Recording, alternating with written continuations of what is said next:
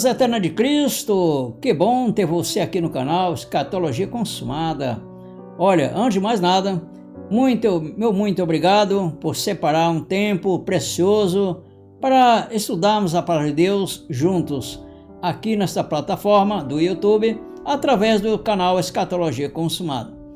Um agradecimento especial para quem está chegando agora pela primeira vez, e um carinho enorme para você que já acompanha o canal Escatologia Consumada com frequência. Sua presença contínua é motivo de grande alegria por aqui. Se ainda não é inscrito no canal, já aproveita aí para se inscrever agora nesse momento. Isso é muito mesmo importante para o canal. E ativa o sininho para receber todos os próximos estudos e deixar o like, porque assim o YouTube entende que esse conteúdo é importante e pode alcançar mais pessoas que também têm sede de entendimento bíblico. No vídeo de hoje, o assunto é daquele que faz muita gente coçar a cabeça e pensar tudo o que ouviu por anos nas igrejas. Ou seja, tudo sobre a volta, ou seja, relacionado à volta do Senhor Jesus Cristo. Como muito eu sei que você já tem ouvido nas diversas vezes de algumas pregações, em dizer que Jesus Cristo vai voltar, e assim sucessivamente. O objetivo aqui é trazer clareza com base nas Escrituras e no contexto histórico, mostrando os textos que falam da vinda de Cristo e como tudo isso se cumpriu dentro daquela geração que ele mesmo, o Senhor Jesus Cristo, prometeu. Afinal, como está escrito aqui em Mateus, vamos ler essa passagem, é muito importante, Mateus capítulo 24, versículo 34, que nos diz: em verdade eu digo que não passará esta geração sem que todas as coisas aconteçam. Então, fica até o final do vídeo, deixe nos comentários sua opinião, dúvidas, ou o que mais Deus falar ao seu coração durante o estudo. Cada comentário é uma grande oportunidade de interação. Agora, vamos direto ao estudo de hoje. Então, vamos abrir nossas Bíblias aí em Daniel capítulo 9, o versículo 26, que nos diz: e depois das 62 semanas será cortado o Messias, mas não para si mesmo, e o povo do príncipe, que há de vir, destruirá a cidade. E o santuário, e o seu fim será como uma inundação, e até o fim haverá guerra, estão determinadas as assolações. Vejamos que a palavra aqui, ela de Apocalipse, ela é bem clara ao dizer, ou seja, que o Messias seria cortado, e por outro lado que o povo do príncipe que há de vir destruiria a cidade. Mas que cidade é essa? Que tem aqui nesta profecia. Vamos ler o versículo 25. Sabe e entende desde a saída da ordem para restaurar e para edificar Jerusalém, até ao Messias, o príncipe, haverá 7 semanas. E 62 semanas, as ruas e o muro se reedificarão, mas em tempos angustiosos. Está tratando sobre Jerusalém. Uma vez que a palavra aqui, príncipe, com P maiúsculo, é Jesus Cristo, o Messias. No versículo 26, quando se trata já do príncipe com letra minúscula, na verdade é Tito, é filho do governador Vespasiano, que invadiu Jerusalém, das quais nós vamos ver aí dentro das passagens bíblicas, cumprindo assim as promessas do Senhor Jesus Cristo sobre a desolação de Jerusalém. Portanto, nós estamos adentrando num assunto muito importante sobre as profecias, sim, da vinda do Senhor Jesus Cristo, que culminaria ali com a destruição do templo. Nós estamos vendo dentro da profecia bíblica. Isso tem nas palavras do próprio Senhor Jesus Cristo. Aqui vamos ver o versículo 1, quando assim o Jesus Cristo ele se encontrou ali com os discípulos, ali em frente ao templo, Jerusalém, e os discípulos aproveitaram a oportunidade para se interrogar sobre Jesus Cristo a respeito de algumas coisas que você, das quais eu já tenho estudado, que agora estou repassando e assim esse conhecimento muito importante, para que nós saibamos, por dentro da palavra de Deus, o entendimento relacionado, sim, sobre a volta do Senhor Jesus Cristo. Vamos lá. E quando Jesus ia saindo do templo, aproximaram-se dele os seus discípulos para lhe mostrarem a estrutura do templo. Jesus, porém, lhes disse: não vedes tudo isso? Em verdade vos digo que não ficará aqui pedra sobre pedra que não seja derrubada. Até aí, tudo bem. O que os discípulos entenderam do Senhor Jesus Cristo, até onde foi lido, é que ali não ia ficar pedra sobre pedra que não fosse derrubada do templo. Mas quando? Sim, agora nós vamos ver aqui mais na frente, que os discípulos, ainda eles inconformados, com algumas situações que, creio dito, que perturbavam, incomodavam eles, então perguntou ao Senhor Jesus Cristo. E estando sentado no Monte das Oliveiras, o Senhor Jesus Cristo, chegaram-se a ele os seus discípulos em particular, dizendo: diz-nos, quando serão essas coisas? E que sinal haverá da tua vinda e do fim do mundo? Portanto, a preocupação dos discípulos era de que, quando seriam aquelas coisas? Que coisas? A destruição do templo. Quando seria a vinda a vinda do Filho do Homem, a vinda do Senhor Jesus Cristo e do fim do mundo? Então, os discípulos, obviamente, fizeram uma pergunta, por um outro lado, teria que ter uma resposta. Então, Jesus Cristo ele começou ali, fazia algumas menção dos sinais, das quais ele disse. Jesus respondendo disse: acautelai-vos, ninguém vos engane, porque muitos virão em meu nome dizendo eu sou Cristo, e enganarão a muitos. Nós podemos decorrer dentro do capítulo 24, e nós vamos ver que todas essas coisas, elas tiveram ali um cumprimento no versículo 34. Em verdade vos digo, versículo 34, em verdade vos digo que não passará essa geração sem que todas essas coisas aconteçam. Portanto, quais seriam essas coisas? Nós já iniciamos pelo versículo 3, que diz que uma delas seria o templo, que ia cair dentro daquela geração, que é o princípio dos sinais da volta do Senhor Jesus Cristo, descrito no versículo 30. Olha: então aparecerá no céu o sinal do Filho do Homem, e todas as tribos da terra se lamentarão, e verão o Filho do Homem vindo sobre as nuvens do céu, com poder e grande glória. Então nós estamos tratando do assunto da volta do Senhor Jesus Cristo. Dentro de um só capítulo aqui, a iniciar, o capítulo 24. Nós lemos o versículo 3, que fala sobre a destruição do templo, que o templo cair. Fala da vinda, dos sinais da vinda do Senhor Jesus Cristo. E ele mencionando que um deles seria a destruição do templo. Segundo, nos quais os discípulos mesmos, como diz o versículo, o versículo 5, isso. Porque muitos virão em meu nome dizendo eu sou Cristo e enganarão a muitos. E o versículo 11, que nos diz também: e surgirão muitos falsos profetas e enganarão a muitos. São sinais que precederiam a volta do Senhor Jesus Cristo no versículo 30. Então aparecerá no céu o sinal do Filho do Homem. Ou seja, todos esses sinais, incluindo também a grande tribulação, nós vamos ver aqui no versículo 29, que diz: e logo depois da aflição, no versículo 21, porque haverá então grande aflição, como nunca houve desde o princípio do mundo até agora, nem tampouco há de haver. O que acontece? Esses princípios nós vamos ver dentro da própria palavra de Deus, que elas se cumpriram, como disse o próprio Senhor Jesus Cristo, dentro daquela geração. Como nós podemos entender isso e ter evidências bíblicas que aquilo se cumpriu dentro daquela geração? E era exatamente de acordo com das profecias do qual o próprio Senhor Jesus Cristo tem falado. Se nós formos ver o versículo, como nós lemos aqui, o versículo 11, falsos, porque surgirão muitos falsos profetas, enganarão muitos. Esses falsos profetas, das quais eles estão mencionados dentro daquela mesma geração pela boca dos próprios apóstolos, dos próprios discípulos.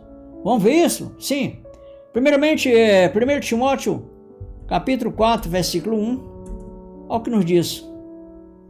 1 Timóteo, capítulo 4, versículo 1. Mas o Espírito expressamente diz que nos últimos tempos apostatarão alguns da fé, dando ouvido a espíritos enganadores e a doutrinas de demônios. Vamos ver isso? Mais algumas passagens que nos diz que esse espírito, que na verdade é o espírito do anticristo, ou seja, o espírito falso profeta, porque na verdade o falso profeta não é, na verdade, sim, como ele diz, reconhecidamente como homem, não. Na verdade, o falso profeta é o espírito da falsa profecia, que sim, aí sim, são atitudes que tomam um homem para falar, ou profetizar, ou pregar, como diga a mesma coisa, ensinar algo que não se relaciona com a verdade das palavras do Senhor Jesus Cristo. Essa que é a verdade. Então vejamos, 1 Timóteo capítulo 4, 1 Timóteo capítulo 4, versículo 1. Continua aqui, pela hipocrisia de homens que falam mentiras. Olha, é o que nós estamos evidenciando aqui dentro da palavra. Que, na verdade, são homens que têm atitudes através de espíritos espíritos enganadores, como diz o versículo 1, que aí proferem mentiras. De hipocrisia de homens que falam mentiras, tendo cauterizado a sua própria consciência, proibindo o casamento, né? E que não é o caso aqui, tá? Que tudo se relaciona, vamos dizer assim, a essas falsas profecias.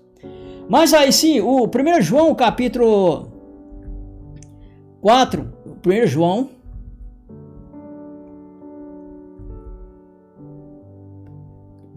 capítulo 4 e o versículo 1. Olha o que nos diz. Amados, não creais a todo espírito. O que na verdade estamos adentrando deste ponto? Porque o Senhor Jesus Cristo, ele falou ali em 24:11 de Mateus, que surgiriam falsos profetas. E para que você entenda o que é falso profeta, e também quando surgiram, nós temos que abordar alguns aspectos e evidências dentro da Bíblia, para que assim fique esclarecido, uma vez que nós estamos estudando que Jesus Cristo não vai mais voltar. E as suas razões evidenciadas dentro da própria Bíblia, pelos sinais descritos que ele mesmo mencionou, pelo que ele mesmo profetizou, o Senhor Jesus Cristo. E por isso o falso profeta, dos quais nós estamos vendo, que ele, esse falso profeta, já estava mencionado, foi pregado pelos próprios apóstolos, com os quais nós estamos vendo que eram, na verdade, homens que ele falava mentiras, tinha um espírito de mentiroso, vamos dizer assim, que pervertia ali a fé dos irmãos. Como diz aqui o apóstolo, amados, não creais a todo espírito, mas provai se os espíritos são de Deus, porque já muitos falsos profetas se têm levantado no mundo. Nisto conhecemos o Espírito de Deus, todo espírito que confessa que Jesus Cristo veio em carne é de Deus.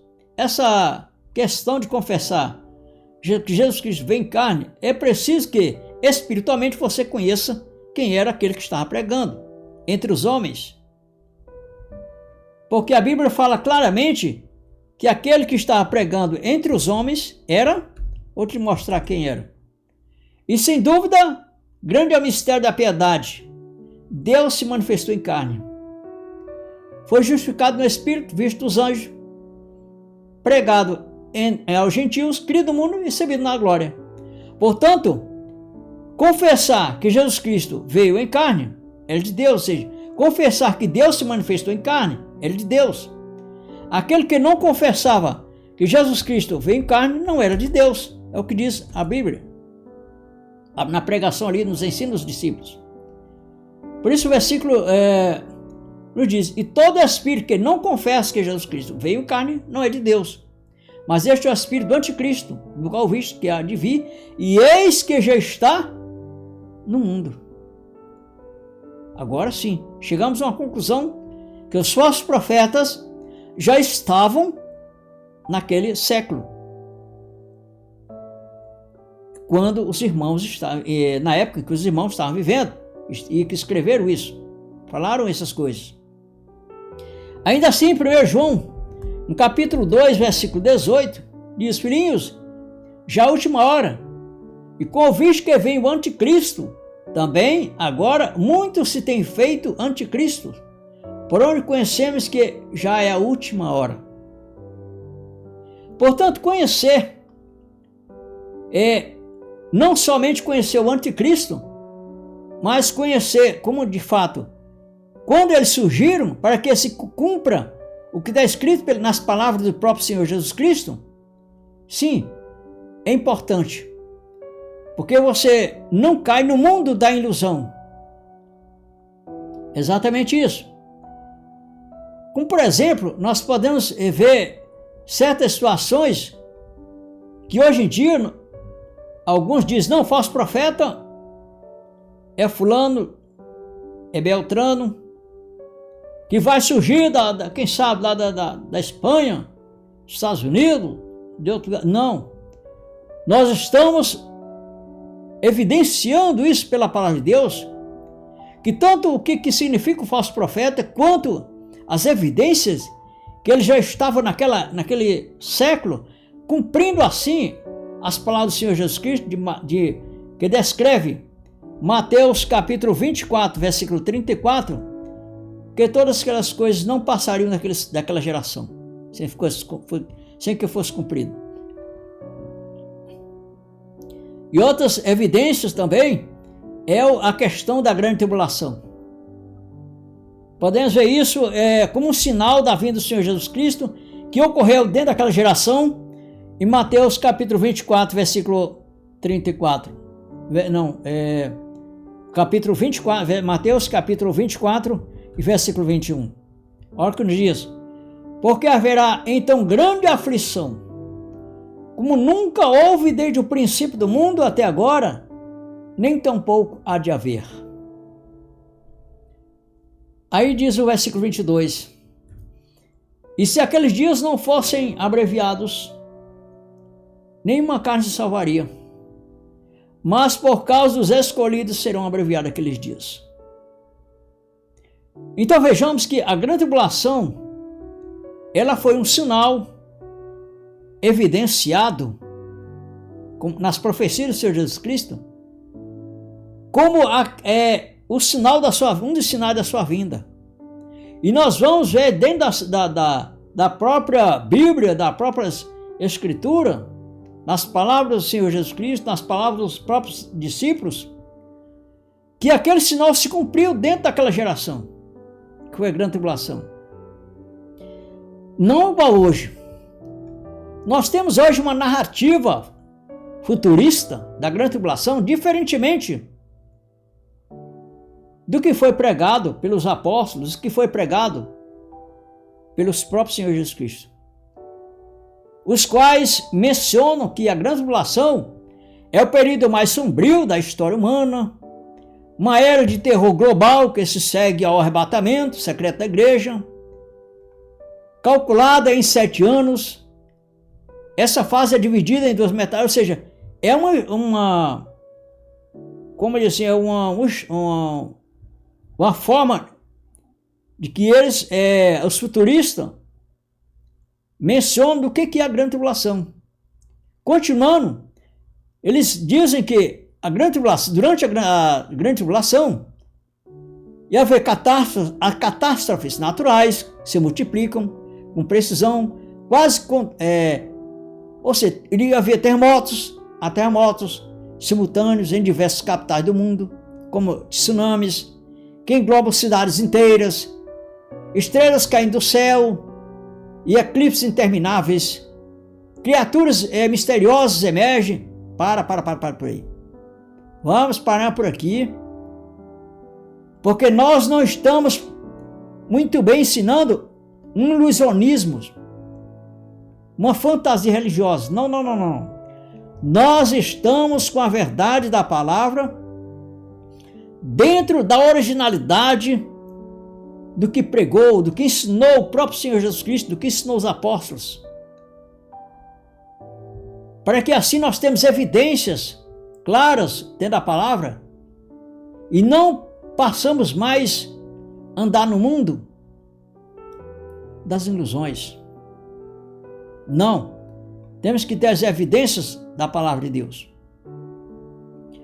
Portanto, nós, dando continuidade aqui nessa questão da grande tribulação, o Senhor Jesus Cristo, ele deixou claro essas palavras. E assim nós possamos também recorrer a algumas evidências das profecias no Velho Testamento que culminaram com essa grande tribulação, que daria-se no grande dia e terrível dia do Senhor. É o que diz Malaquias capítulo 4, versículo 1. Porque eis que aquele dia vem ardendo como fornalha. Todos os soberbos e todos que cometem impiedade serão como a palha. E o dia em que está por vir os abrasará, diz o Senhor.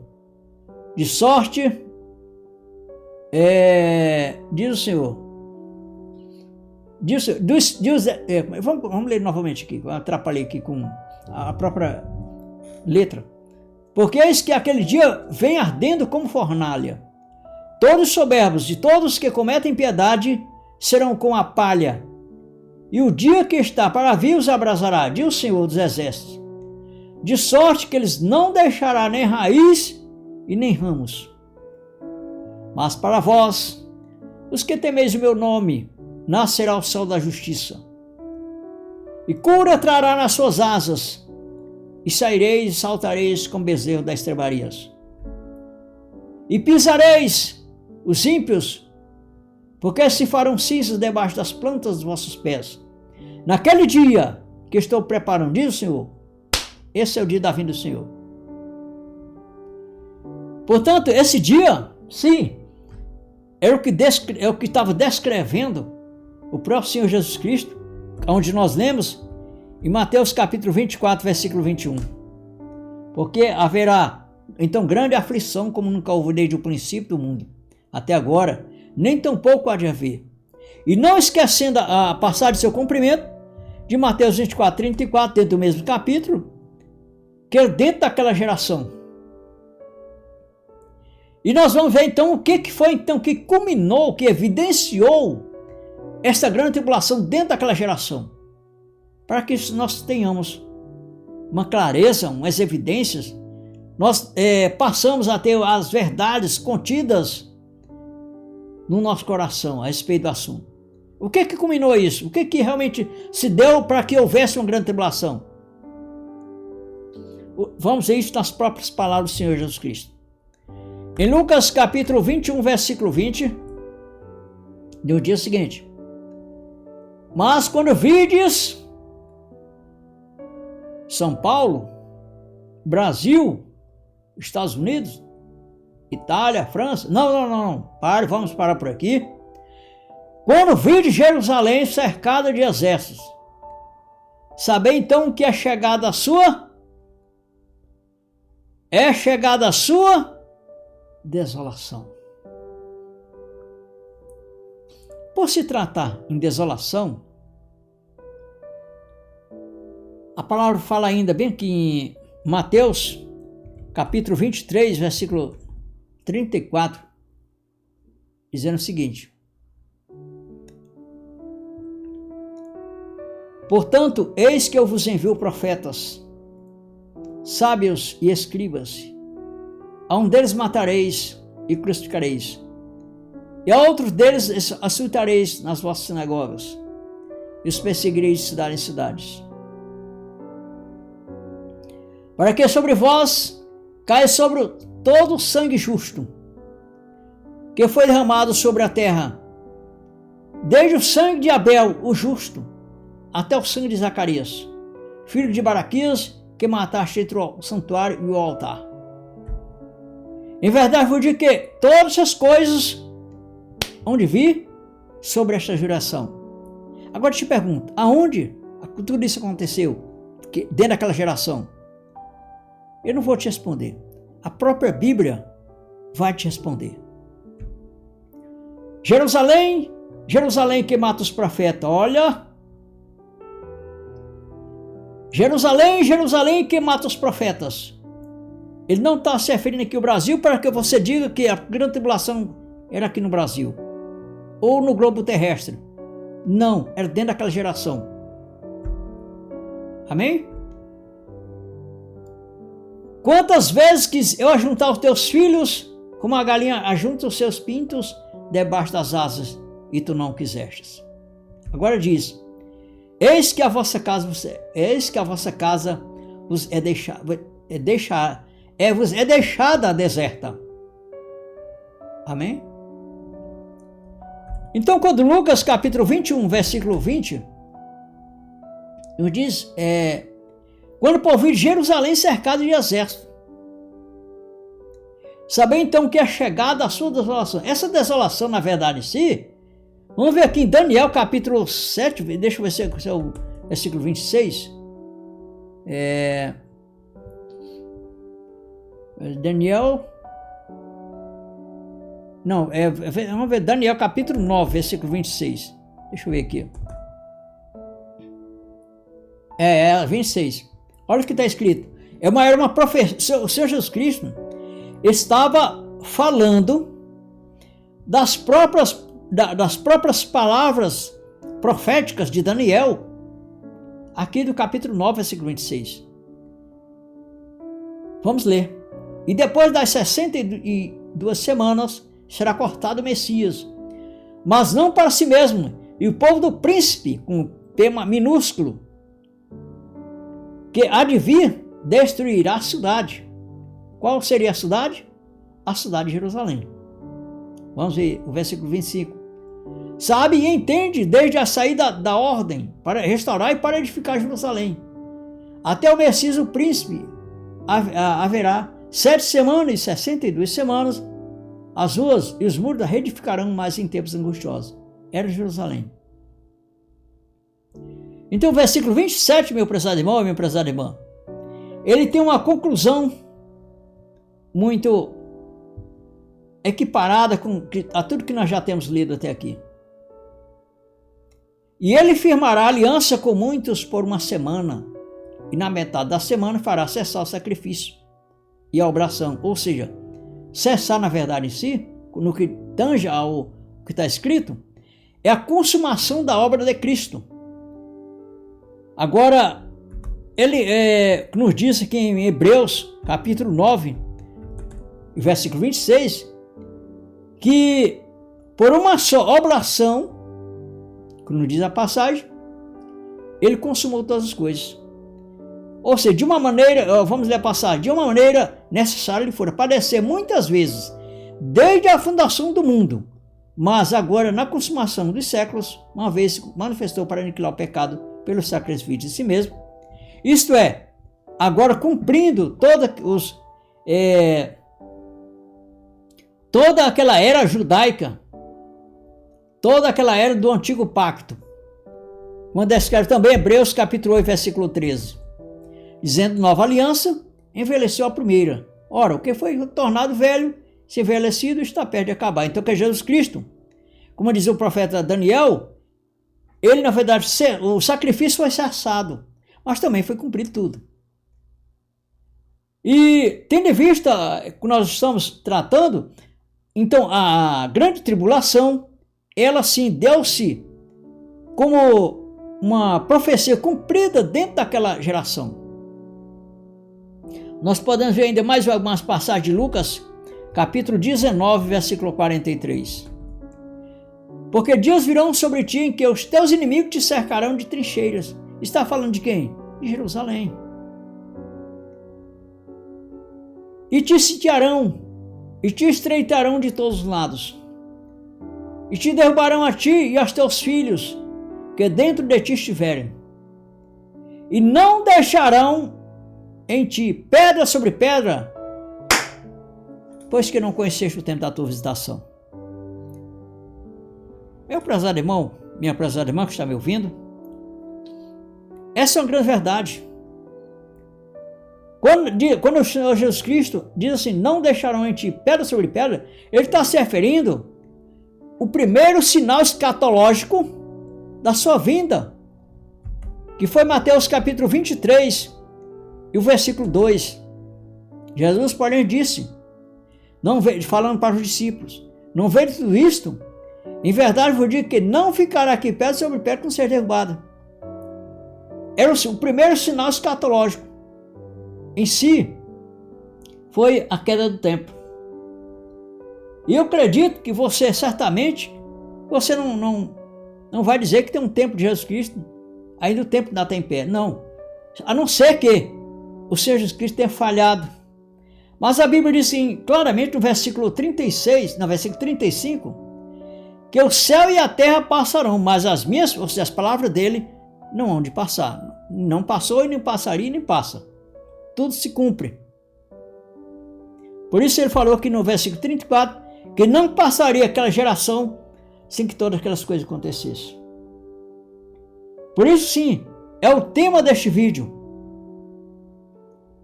É o tema deste vídeo. Jesus não vai voltar. Jesus não vai mais voltar. Ou seja, Jesus não vai voltar, mas, como diz o título, aqui, eu até me embarcei no título que eu escrevi aqui, Jesus não vai mais, Jesus não vai voltar. Eu falava de uma forma, mas tudo chega na mesma situação. Jesus não vai mais voltar. Sabe por quê? Então você está sabendo por quê? Porque tudo se cumpriu dentro daquela geração.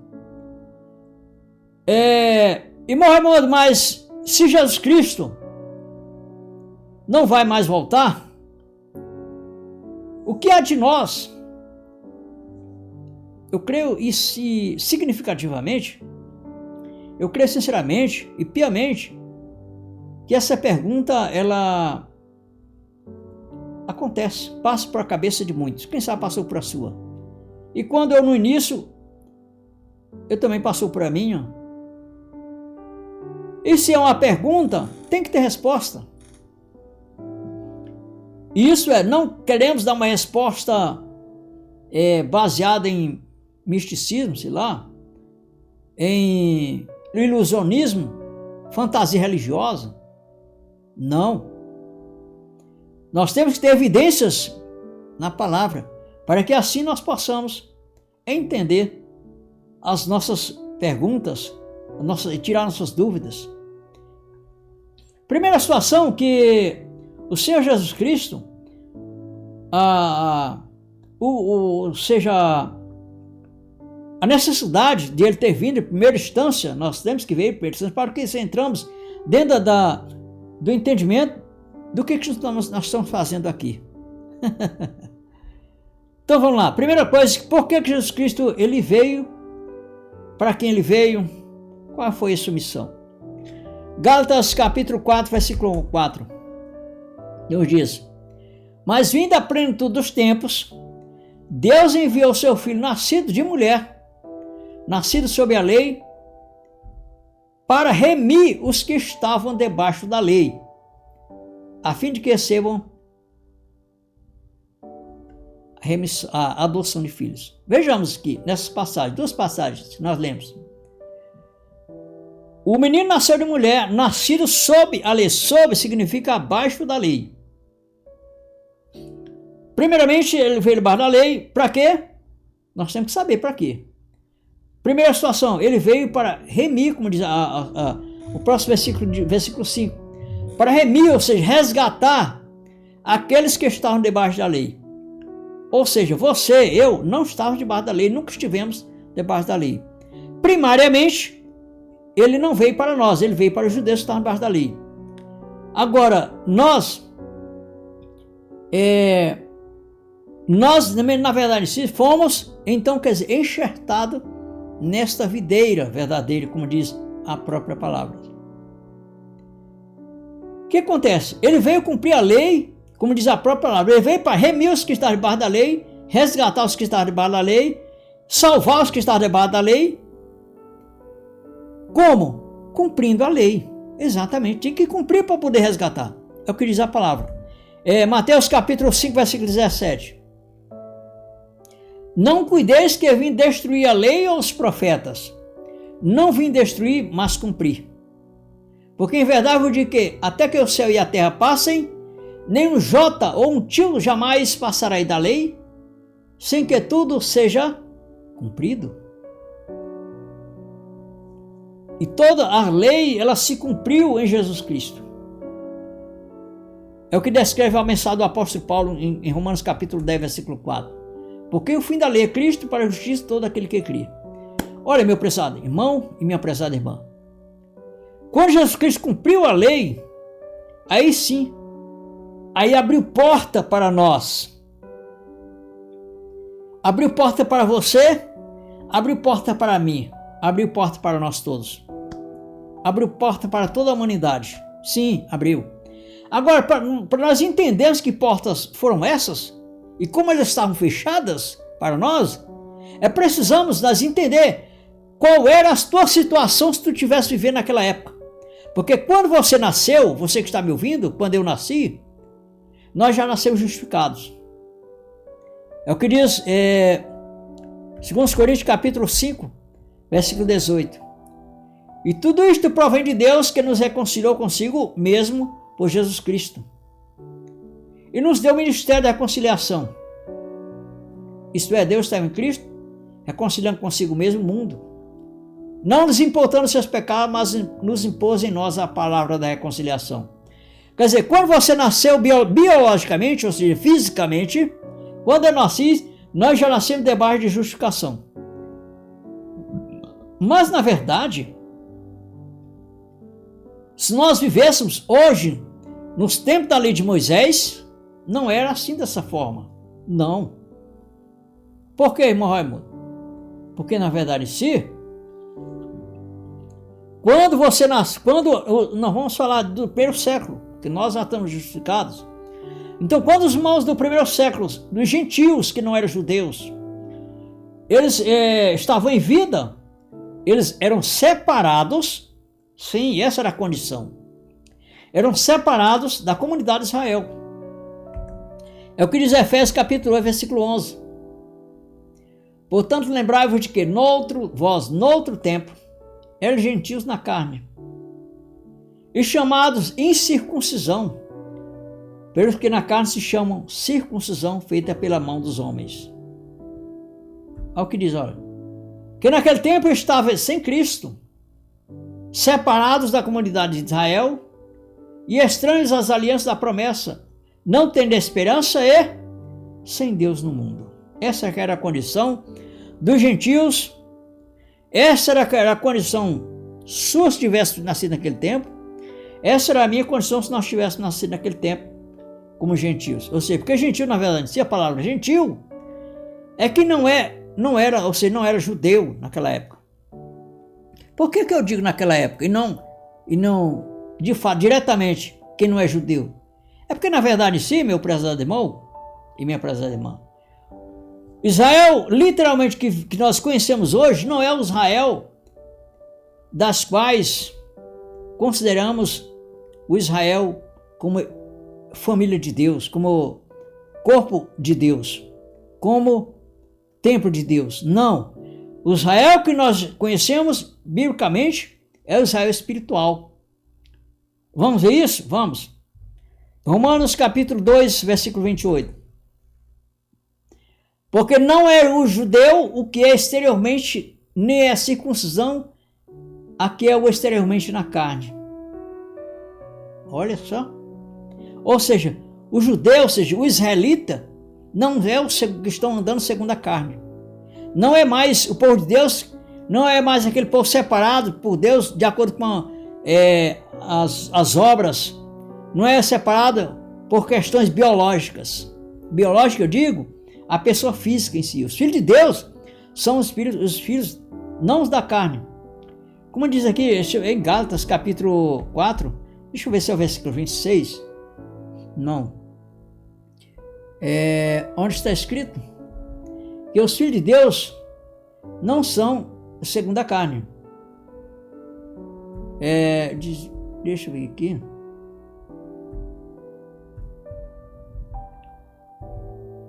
Bom, vamos ver, se não encontrar aqui, mas é nesse versículo.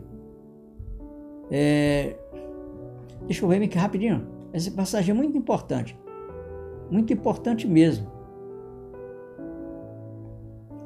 Que os filhos de Deus não são os da carne. E vamos ver aqui a passagem. Então é Romanos, capítulo 9. Eu estava até um pouco longe. Romanos, capítulo 9, versículo 8. Romanos 9, versículo 8.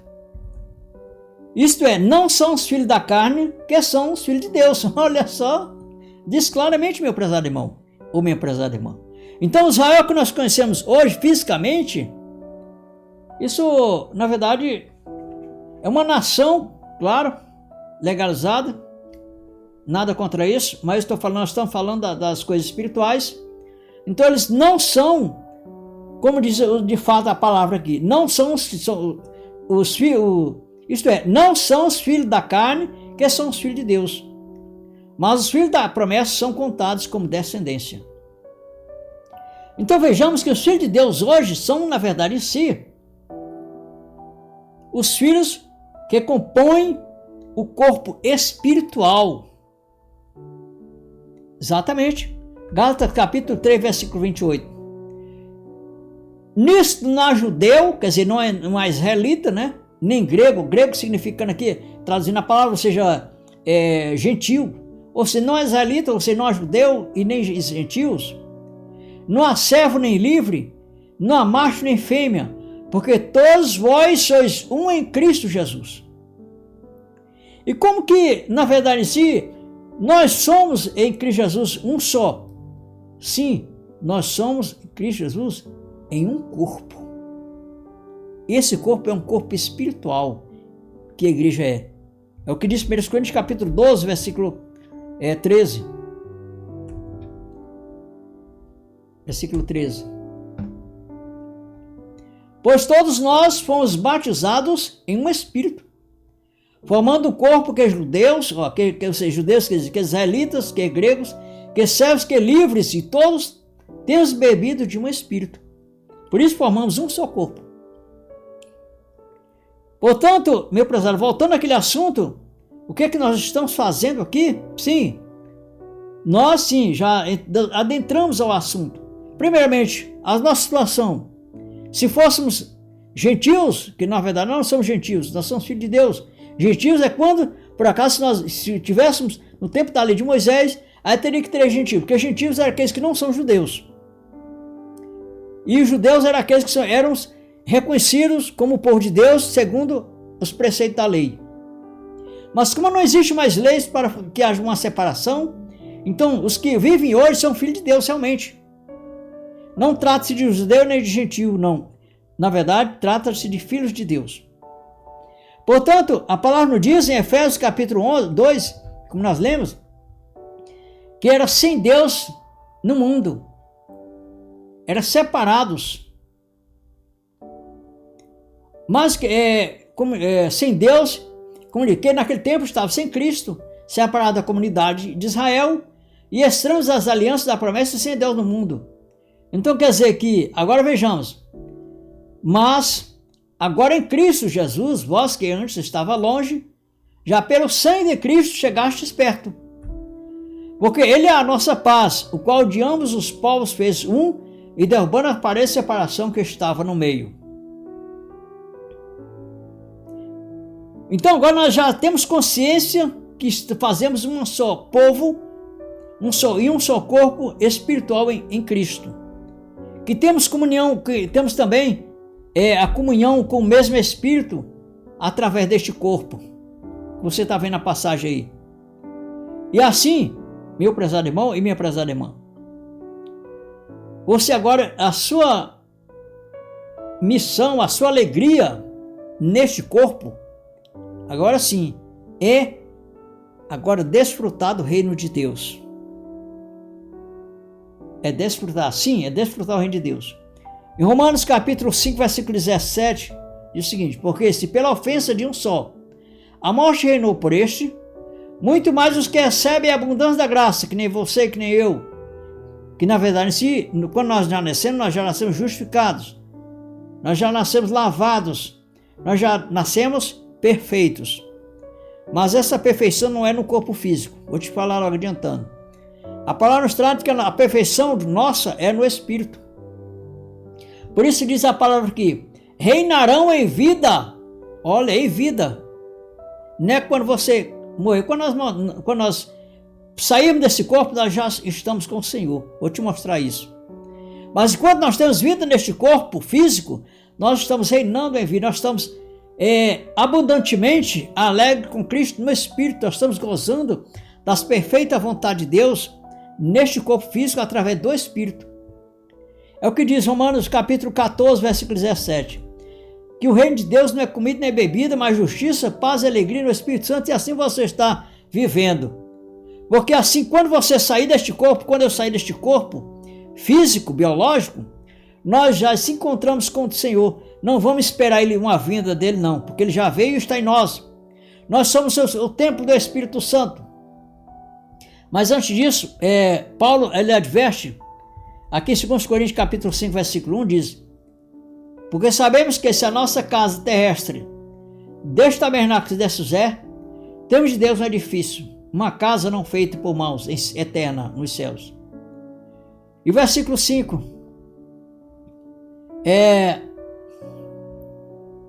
o versículo 3 primeiro. Se todavia estando vestidos, mais o versículo 2. E por isso, então, gememos, desejando ser vestidos da nossa habitação que é do céu. Você tem uma vestimenta, você na verdade em si, meu prezado irmão, não é a aparência do modo como você se vê e como você vê as pessoas. Não é o exterior quem é o Filho de Deus, não. Então na verdade em si nós estamos revestidos de um corpo físico. Esse corpo físico nosso é uma vestimenta, porque nós mesmos somos o Espírito, é o Espírito que está em nós, somos nós que estamos dentro desse corpo. Você está me entendendo, né? É por isso que o apóstolo Paulo, ele fala claramente, porque sabemos que essa nossa casa terrestre, deste tabernáculo terrena, é o corpo natural. Do que trata 1 Coríntios capítulo 15 e o versículo 43. Semeia-se em ignomínia, ressuscitará em glória. Semeia-se em fraqueza, ressuscitará em vigor. Semeia-se o corpo natural, que é o corpo físico, ou seja, ele desce ao pó. E o que é que acontece? A corpo natural... voltando aqui o versículo. Semeia-se o corpo natural, desce o corpo ao pó. A Bíblia diz que o pó volte a terra, como ele diz, o nosso corpo, Eclesiastes 7. Depois nós lê lá. Semeia-se o corpo natural, ressuscitará corpo espiritual. Há corpo natural e há corpo espiritual. Então, meu prezado irmão e minha prezada irmã, glorifique a Deus, porque você agora desfruta de uma paz verdadeira, de uma paz celestial. Você desfruta porque você está com Cristo, vivendo com Cristo neste corpo. Sim, você se encontra nas mansões celestiais, neste corpo físico, mas no espírito. Veja bem, não é o corpo, não tem nada a ver com o corpo carnal, com o corpo biológico. Porque na verdade em si nós já estamos na pátria celestial. Olha o que ele diz. E nos ressuscitou juntamente com ele e nos fez assentar nos lugares celestiais em Cristo Jesus. Portanto, meu prezado irmão e minha prezada irmã, você glorifique a Deus nessa parte. Você já está com Cristo, vivendo neste corpo. Aí sim, quando você partir deste corpo, você se encontra com o Senhor. Como de fato, o apóstolo Paulo descreveu claramente ali, nós lemos em 2 Coríntios 5, versículo 1, e vamos ver o versículo 8. Olha, 2 Coríntios capítulo 5, versículo 8. 2 Coríntios 5, versículo 8. Mas temos confiança e desejamos antes deixar este corpo para habitar com o Senhor. Amém? Não é que você vai esperar Jesus Cristo vir nas nuvens. Não, nem hipótese alguma. Jesus Cristo já veio. Ele já está morando neste templo que é você. Ele está morando no corpo que é a igreja em si espiritualmente, porque a igreja é uma igreja espiritual. A igreja não trata da denominação. Deus não tem compromisso com denominação. A Bíblia até fala aqui em Atos capítulo 17, versículo 24, olha o que nos diz: o Deus que fez o mundo e tudo que nele há, sendo o Senhor do céu e da terra, não habita em templos feitos por mão de homens. Mas sim, ele habita, sim, mas num templo da qual ele mesmo fez, o próprio Deus, que foi que te fez, te criou no ventre da sua mãe, e que me criou no ventre da minha mãe. Não sabeis vós que sois o templo de Deus, e que o Espírito de Deus habita em vós? Ainda 2 Coríntios 6,16 nos diz: e que a consciência tem o templo de Deus com os ídolos, porque vós sois o templo de Deus vivente, como Deus disse: neles habitarei e entre eles andarei, e eu serei o seu Deus, e eles serão o meu povo. Portanto, meu prezado irmão, isso é uma grande verdade. E que maravilha! Então eu acredito que para mim, pelo menos foi uma grande maravilha. Eu acredito que para você que chegou até o final, você foi uma grande bênção. Que maravilha chegar até aqui neste estudo. Se você ficou até o final, já percebeu a importância de ler os textos bíblicos com atenção ao contexto histórico e bíblico, cultural e ao público original a quem Jesus estava falando. Como o próprio Senhor Jesus Cristo disse em Mateus 24, nós já lemos, em versículo 34, que tudo o que ele profetizou aconteceu dentro daquela geração. A promessa foi cumprida e hoje vivemos os frutos dessa obra consumada. Portanto, um agradecimento especial a você que está nos acompanhando pela primeira vez e chegou até ao final deste vídeo e desse estudo, no caso. E também um forte abraço para quem sempre caminha conosco nos estudos do canal Escatologia Consumada. Não esqueça, de deixar o seu like. Isso ajuda muito o YouTube a recomendar para mais pessoas que estão buscando a verdade bíblica, estão buscando mais com ansiosidade, mas estão buscando ansiosamente as verdades acerca da vinda do Senhor Jesus Cristo. E se ainda não se inscreveu, aproveita agora, ativa o sininho para não perder os próximos vídeos aqui no canal Escatologia Consumada. O compromisso nosso aqui do canal é sempre trazer estudos com base nas Escrituras, com muito respeito ao contexto e clareza nas explicações. Acredito que você entendeu. Se ainda tem alguma dúvida, quer acrescentar alguma coisa, deixe nos comentários. Compartilhe esse vídeo com outras pessoas que você saiba que também precisa conhecer mais sobre esse tema tão importante. E que a graça e o entendimento da palavra de Deus permaneçam em sua vida. E claro, te espero no próximo vídeo.